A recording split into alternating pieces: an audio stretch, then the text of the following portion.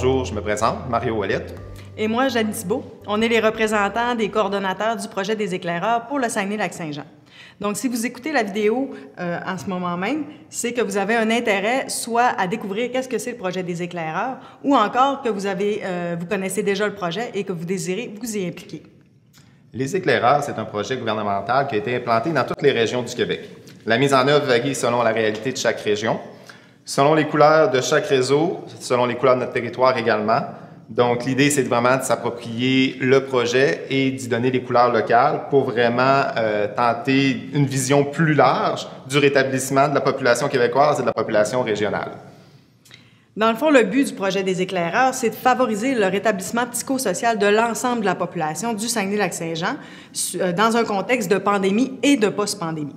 Dans le fond, ce qu'on cherche, c'est à miser vraiment sur la promotion de la santé et du bien-être de notre population, ainsi que sur le développement des communautés de ses forces, c'est-à-dire favoriser vraiment l'implication et la création d'initiatives citoyennes. Tout au long du projet des éclaireurs, on va entendre parler beaucoup de santé mentale. Ici, quand on parle de santé mentale, on parle de santé mentale positive, donc la santé mentale au sens large, c'est-à-dire le bien-être général de notre population. On n'axe pas nécessairement sur des problématiques qui sont spécifiques, on vise vraiment l'ensemble du bien-être collectif de notre population du Saguenay-Lac-Saint-Jean. Le projet s'adresse à l'ensemble de la population afin de travailler sur les impacts actuels et futurs de la pandémie qui vont durer plusieurs années après cette dernière. Pourquoi la mise en place d'un réseau des éclaireurs? En fait, c'est un modèle qui a fait ses preuves suite au déraillement du train du lac Mégantic. Suite à cet événement, il y a un constat qui a été rapidement réalisé, soit que les personnes qui vivaient les impacts d'un drame collectif n'allaient pas nécessairement chercher les services ou l'aide qu'ils avaient besoin dans les services conventionnels de santé et services sociaux. C'est pour cette raison qu'une approche a été mise en place pour aller vers les gens. Donc, en fait, c'est un changement de culture. Prendre en charge la santé mentale positive dans la population et dans les communautés. Ça permet également d'être en connexion avec sa communauté et d'axer sur les facteurs de protection pour une meilleure santé mentale positive. Le rétablissement, c'est l'affaire de tous. C'est pas nécessairement seulement au secteur de la santé et des services sociaux d'être en charge du rétablissement psychosocial d'une communauté. En fait, c'est vraiment l'implication de plusieurs milieux qui permet cela, donc le milieu municipal, scolaire, la population ou divers partenaires. Il y a 6 capsules qui vont vous permettre d'en apprendre davantage sur le sujet, puis vont pouvoir également vous permettre d'approfondir vos connaissances à ce niveau-là. Mais en fait, qu'est-ce qu'un éclaireur? Un éclaireur, dans le fond, c'est une personne significative qui est déjà bien établie dans son milieu, soit de par son travail, ses activités sociales ou ses activités de loisirs. Ces personnes-là seront susceptibles de rencontrer des gens qui vivent une période de vulnérabilité et pourront interagir auprès d'eux. Bref, c'est des gens qui sont déjà impliqués et qui sont bienveillants, qui veulent contribuer au mieux-être de leur collectivité. La personne qui choisit de devenir éclaireur peut jouer quel rôle? 4 rôles distincts ont été déterminés. Le premier, promouvoir ce qui crée la santé, comme prendre soin de soi et des autres.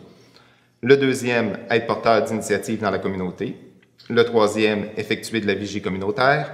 Et le quatrième, offrir un soutien initial. La personne qui désire devenir éclaireur ne sera pas obligée de jouer ces 4 rôles, mais pourra choisir à l'intérieur de ces 4 possibilités-là, celui-là qui les interpelle davantage. On parle de rôle de promotion de ce qui crée la santé. Mais comment un éclaireur peut-il faire ce rôle? C'est relativement simple. Être éclaireur, c'est adopter une vision positive, comme par exemple prôner des saines habitudes de vie, veiller au bien-être collectif, faire des gestes bienveillants envers soi ou envers les autres. Promouvoir ce qui crée la santé. Dans le fond, ce qu'on leur demande, c'est de promouvoir ce qui crée la santé et non ce qui crée la maladie. Ces concepts seront d'ailleurs davantage approfondis dans les prochaines capsules. Un autre rôle dont on a parlé tout à l'heure, c'est qu'un éclaireur peut devenir porteur d'initiatives dans sa communauté. Est-ce que ça veut dire que cette personne-là peut créer des activités dans son milieu de vie? Par exemple, si je suis un éclaireur, je constate que les personnes aînées de mon quartier vivent de plus en plus isolées depuis la pandémie. Est-ce que je pourrais, en tant qu'éclaireur, faire quelque chose pour eux ou développer quelque chose pour eux? Bien oui, tout à fait. Dans le fond, ce qu'on souhaite, c'est de favoriser le développement d'activités collectives au lieu de faire des actions individuelles. Les activités ne sont pas obligées d'être complexes ou de grande envergure. Ça peut être des petites actions simples au quotidien, mais qui vont être très efficaces auprès de la population.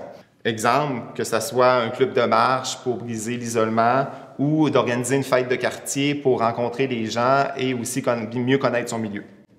Une capsule vidéo sera d'ailleurs destinée à ce volet-là. On a parlé d'un rôle de vigie communautaire, mais en quoi ça consiste pour un éclaireur? Pour l'éclaireur, dans le fond, c'est d'être attentif aux témoignages et aux observations qu'il va faire dans son milieu pour le rapporter à son équipe relais. L'idée, c'est qu'on veut permettre à l'équipe relais de mieux connaître la situation sur le terrain. Donc, l'éclaireur va pouvoir vraiment lui faire part de ses observations et ainsi mieux documenter la réalité. Bien entendu, c'est pas chaque constat qui va amener une action immédiate. Par contre, ça va vraiment permettre de développer des nouvelles activités ou tout simplement de mettre en place une initiative quelconque pour essayer de répondre aux besoins qui vont avoir été nommés. Et le quatrième rôle, comme nous l'avons expliqué tout à l'heure, les éclaireurs sont des personnes qui sont déjà impliquées dans leur milieu, donc qui sont susceptibles d'établir déjà un premier contact avec des personnes de leur milieu. Ainsi, ils vont être amenés à faire de l'écoute active ou de l'écoute bienveillante auprès de ces personnes. Ce rôle de soutien initial n'est pas d'intervenir, mais plutôt comment faire de l'écoute active afin de bien orienter les personnes à utiliser les bonnes ressources du milieu. Le but, c'est de les encourager à prendre soin d'eux et des autres en utilisant les ressources qui sont présentes. Donc, si on est clair dans nos explications, un éclaireur peut choisir parmi 4 rôles proposés ou choisir celui ou ceux qui l'intéressent selon son degré d'aisance. On a quand même parlé également de l'équipe relais. Donc, qu'est-ce que l'équipe relais et à quoi elle sert pour un éclaireur? Bien entendu, les éclaireurs ne seront pas seuls pour jouer ce rôle-là. Il y a une équipe relais qui est composée de professionnels qui vont permettre de les accompagner, des conseiller et aussi de leur fournir les informations nécessaires pour bien jouer leur rôle dans leur milieu. Il y aura plusieurs capsules de formation pour préciser les différents rôles et il y a également un coffre à outils qui sera disponible sur le site Internet du CIUS pour vous accompagner et vous donner les informations nécessaires. En bref, être un éclaireur, c'est une implication gratifiante. Ça permettra de contribuer au mieux-être de la communauté et vous impliquer dans le projet peut également pour vous favoriser votre estime de soi, votre sentiment d'accomplissement envers votre communauté et encore donner un sens à la situation actuelle dans laquelle on se retrouve avec la pandémie. Ça vous permettra également de rencontrer de nouvelles personnes, de vous faire acquérir certaines connaissances ou compétences. Bref, c'est tout simplement devenir un ambassadeur de la bienveillance. On espère avoir réussi à attirer votre attention avec ce beau projet-là. On vous remercie d'avoir pris le temps d'écouter notre vidéo et de l'intérêt que vous portez au projet parce que c'est en devenant éclaireur que vous allez nous permettre de concrétiser celui-ci. Si vous avez besoin de précisions ou d'autres informations, vous avez des questionnements, vous n'hésitez pas à communiquer avec l'équipe qui est mise en place, les coordos et l'équipe relais. Puis si vous voulez développer vos connaissances ou en apprendre encore plus sur chacun des rôles, vous pouvez également aller consulter les capsules ou certains autres outils sur le site des éclaireurs du CIUS. Pour devenir éclaireur, seulement de cliquer sur le lien qui est sur la page des éclaireurs du CIUS pour vous inscrire. On vous remercie beaucoup de votre attention.